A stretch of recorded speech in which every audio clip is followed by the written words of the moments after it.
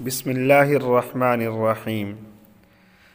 کہتے ہیں کہ حضرت آدم علیہ السلام جب جنت سے زمین پر تشریف لائے تو زمین کے جانور آپ کی زیارت کو حاضر ہونے لگے۔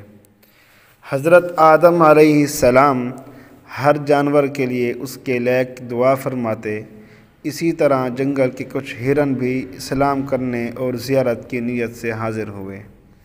آپ نے اپنا ہاتھ مبارک ان کی پشتوں پر پھیرا اور ان کے لیے دعا فرمائی تو ان میں نافع مشک پیدا ہو گئی۔ وہ ہرن جب یہ خوشبو کا تحفہ لے کر اپنی قوم میں واپس آئے تو ہرنوں کے دوسرے گروہ نے پوچھا، یہ خوشبو تم کہاں سے لے آئے؟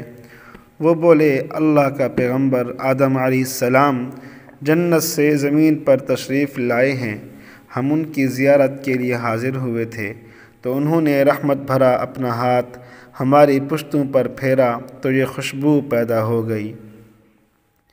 ہرنوں کا وہ دوسرا گروہ بولا، تو پھر ہم بھی چلتے ہیں۔ چنانچہ وہ بھی گئے۔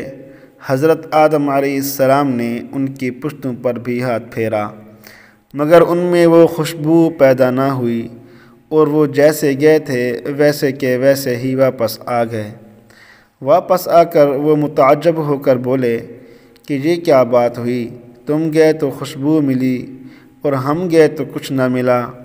پہلے گروہ نے جواب دیا، اس کی وجہ یہ ہے کہ ہم گئے تھے صرف زیارت کی نیت سے، تمہاری نیت درست نہ تھی۔ سبق کیا ملتا ہے؟ اللہ والوں کے پاس